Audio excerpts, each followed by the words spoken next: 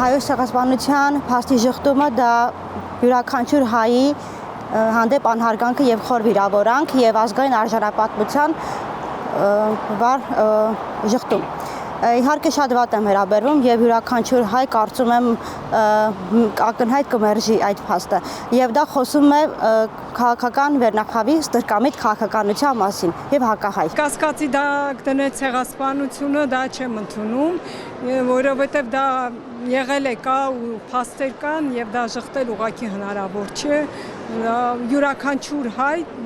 եւ աշխարհը ընդհանրապես եթե ոչ 100%-ով ամեն դեպքում տեղյակ է այդ մասին, թեև ոչ ոք չի ուզում դա խոստովանել։ Իմ կարծիքով ոչ մի հայ մարդ հատկապես ու առհասարակ արդարություն, ազնվություն, մարդկային սկզբունքներ որդեգրած որևէ ազգության քաղաքացի չի կարող մերժել այն ամեն ինչը, ինչը որ փաստացի տեղի է ունեցել։ Դրանից ավել էլ ինչ։ Я прямой потомок людей, бежавших из Османской империи.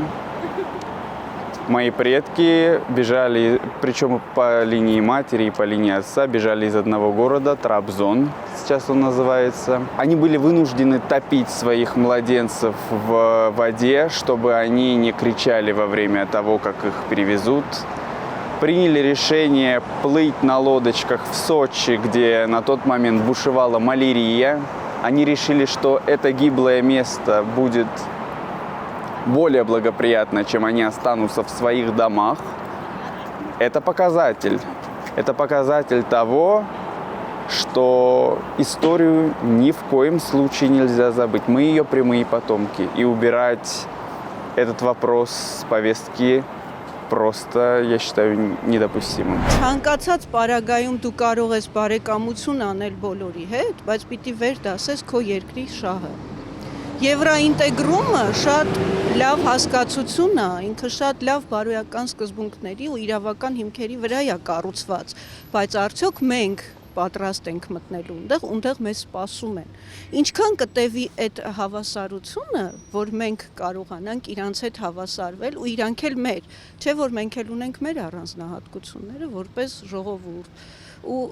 իրանք էլ պատրաստ պիտի լինեն մեզ ընդունելու, չէ։ Իսկ մինչև այդ մենք պիտի մեր ազգային շահը վեր դասելով ամեն ինչից, աշխատենք, որ մեր երկիրը, եթե հարկավոր է հրաժարվել ռուսական շուկայից, ու դա շահը երկրի համար պիտի հրաժարվենք։ Եթե հարկավոր է հրաժարվել ուրիշ եվրոպական որևէ բանից, պիտի հրաժարվել հանուն ազգային շահի։ Ու հա, հայ ժողովուրդը մի անգամ չի, որ ապացուցել է, որ առանց որևէ մեկի կարող է սեփական ուժերին հույս դնելով հաղթել իր առաջ դրած ցանկացած խնդիր։ Մենք այն ժողովուրդն ենք, որ մեզ էլ ոչ մի բանով չեն վախեցնի։ Գիտեք, մենք պետք է լինենք իրատես եւ մենք շատ չպետք է գիրագնահատենք մեր ունեցածը։ Ես կարծում եմ առանց Ռուսաստանի օգնության չենք կարող դիմակայել։ Պետք է կարողանանք մեր բարեկամների հետ, որովհետեւ մենք այնպեսի տարածաշրջանում ենք գտնվում, որը մեղմ ասած մեզ համար այդքան էլ, հա, մխիթար վիճակում չէ, 4 կողմից հարևաններով շրջապատված, կարծում եմ միակ տարբերակը Ռուսաստանի հետ բարեկամական կապերը, հարաբերությունները դիվանագիտական ճանապարհներով լավացնելն է։ Это страшное заблуждение, к сожалению, современного гражданского общества в том числе, потому что все цифры, все статистики твердят о том, что в Союзе Евразийском, в котором Армения находится сейчас, она пользуется намного большими благами. Եվրոինտեգրումը թեև հնարավոր է շատ ավելի լավ լինի, բայց այսպես միանգամից կտրուկ նորից հետ գնանք մի քանի տարի, ես կարծում եմ սխալ է։ Ավելի լավ է կամած լինի, ներկա պահը ինչ թելադրում է, թող այդպես լինի, կարևորը որ մեր ժողովուրդը ուղղակի սեփական երկրում բարեկեցիկ ապրի եւ մի քիչ հարմար լինի, ոչ թե մտածեն գնանք ուրիշ երկիր։ Ամեն դեպքում ես կարծում եմ որ Ռուսաստանը մեր լավագույն դաշնակիցն է։ Հայաստանը չունի անվտանգություն հիմա։ Ինչքան էլ մեր զինվորները, մեր սահմանապահները, հա, մեր ժողովուրդը մինչև կյանքի վերջին շունչը ու մինչև արյան վերջին կաթիլը պատրաստ են պաշտպանելու մեր երկիրը, մեր հողը, այդ մարդիկ պաշտպանված չեն ու մենք էլ իրականում պաշտպանված չենք։ չեմ կարծում, որ շատ բացեր կան ու բոլոր լավ համակարգերը, որ գալիս է դրսից, միշտ չի որ տեղին է մեր երկրի համար ու միշտ չի որ ապահովում է այն անվտանգությունը, ինչը ասենք Եվրոպայում է կամ Ամերիկայում է։ Մենք պիտի նախ մեր տեսանկյունից դիտենք խնդիրը, հետո նոր ուրիշի փորձը կիրառենք ու մեր լավը պիտի պահենք։ Առաջին հերթին մեր գիտակցությունն է պետք փոխել, իհարկե չի գոհացնում, որովհետև ամեն բան խաթարված է, ամեն բնագավառում լճացում է, գիտակցության մակարդակը հայի շատ խղճուկ վիճակում է գտնվում, որովհետև մեր արժանապատվությունն է ցավոք սրտի կոտրված, կոտրելը մեր արժանապատվությունը, իջեցրել է մեր հայի այդ բարձր գնահատականը, իսկ մենք չենք մոռանում, որ մենք հերոսներով լի երկիր ենք եւ մեր բոլոր այն զոհված տղաները, բոլոր մեր այն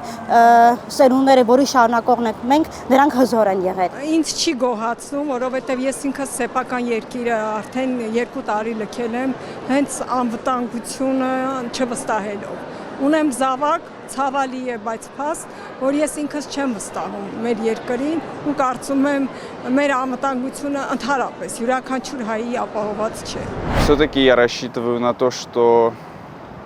это будет прагматичное руководство, которое будет понимать, что главные партнеры Армении, союзники Россия и Иран, две огромные державы, восстановит членство в ОДКБ, договор коллективной безопасности приобретет новую, ему дадут новое дыхание, и мы пройдем этот период, трудный период, темнее всего перед рассветом. Առաջի հերթին պիտի լինի պետականամետ։ Երկրորդը պիտի մտածի հայ ժողովրդի շահի մասին, ոչ թե ինչ իրավիճակում ենք, այլ այս պահին ինչն է մեր համար կարևոր։ Ու երրորդը պիտի ամեն գնով կարողանա խթանի, զարգացնի տնտեսությունը։ Մեր մարդիկ շատ խելացի են, մեր հողը շատ բարեբեր է։ Մենք մեր ռեսուրսների 10%-ը եւ մարդկային եւ աշխարհագրական չենք օգտագործում։ Պիտի կարողանանք սկսենք այդ կետից։ Զարգացած տնտեսությունը միշտ լավ թիկունք է, որը ապահովում է եւ քո երկրի սահմանների ամրությունը, եւ քո արդյունաբերությունը, եւ քո ժողովրդի կենսակերպը։ Իսկ լավ մարդը, ով որ իր տունը սիրում է, ով որ իր տանը քարից հաց է քամում, երբեք չի թողի գնա իր հողը, որովհետև այդտեղ էլ անհնար է ապրել։ Պիտի ստեղծենք այդ պայմանները։ Այդտենց իշխանություն է մեզ պետք։ Ինձ համար ապագա կառավարությունը դա մեր ազգային արժեքների վերաբարձրացման առաջին հերթին մեր հայ գիտակցությունը բարձրացնող պիտի լինի, մշակութային մարկանց գնահատող պիտի լինի եւ միանշանակ հայասեր պիտի լինի, այլ ոչ թե հակառակը։ Օրենքով, որպեսզի օրենքը իսկապես գործի յուրաքանչյուր քաղաքացու համար։ Ամեն բնագավառ, որովհետև օրենքը միայն թղթին գրելով չի, հայտարարությամբ չէ։ Երբ որ իսկապես գործում է, այդ դեպքում յուրաքանչյուր քաղաքացի իրեն ուղղակի անվտանգ ապահով եւ բարեկեցիկ կզգա իր երկրում։